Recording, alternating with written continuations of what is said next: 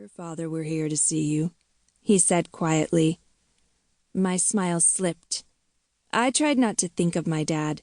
My memories of him were hazy, and not just because he'd been surrounded by a near-constant cloud of smoke, cigarette, and otherwise. When I returned to my seat, Mom was still glaring at the check that sat on the table between us. Why would Sydney need this much money when she's got a full scholarship to Rutgers and is living at home? She said. Her voice was icy. Grandma and Grandpa both looked at me expectantly. My stomach turned to lead. I took a deep breath and started over. I'm not going to Rutgers, Mom. I'm going to NYU. Her eyes narrowed. What do you mean? Rutgers gave you a full academic scholarship. NYU didn't offer a dime. I nodded, swallowing hard against the lump of fear in my throat. I know. That's why Grandma and Grandpa offered to pay, so I didn't have to settle. So I could go to my dream school and not have to work overtime for the rest of my life to pay off loans like you did. I didn't add that I was also counting down the days until I could move out of our apartment, out from under her watchful eye and her overprotective wing. Mom threw her napkin on the table. You went behind my back? There was nothing to say. Obviously I had. But Mom turned her fury on Grandma and Grandpa instead. You two are unbelievable, she said through clenched teeth. Don't you know it's irresponsible to give that much money to a child with her history? I stiffened. My dad might have been a drunk and an addict, but I was way more responsible than that. I'd spent my life proving to her that I wasn't like him. It was insulting that the thought would even cross her mind.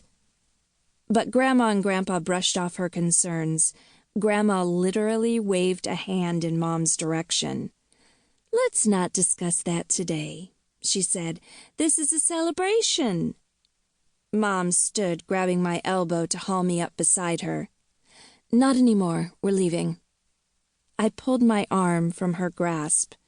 The country club members around us were looking on curiously, no doubt judging my Forever 21 dress and Mom's fake pearls.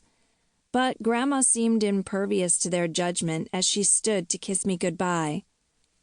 Congratulations, Sydney, she said. You'll do wonderfully at NYU. She leveled her gaze at Mom.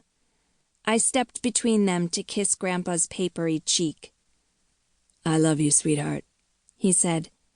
Thank you again, I called over my shoulder while Mom pulled me toward the door. Her anger crested as she marched to the car. Fury practically radiated off of her. I just don't understand, Sydney, Mom said. She slammed the door. We've worked toward Rutgers for so long, and now you just want to forget it? What about all our planning? Mom and I had never made any decision without a pros and cons list, and a lot of discussion. We were organized to an obsessive degree. Our budget spreadsheet was taped to our refrigerator. We kept a shared online calendar detailing where we'd be at every moment. Every one of her binders and notebooks for nursing school had been meticulously organized. Setting up my bullet journal every month was my happy place. I planned for NYU too, I said calmly, even though my heart was racing. I picked my classes and housing. I figured out how to pay for it. I just didn't do it with you. She opened her mouth and then closed it, blinking back tears.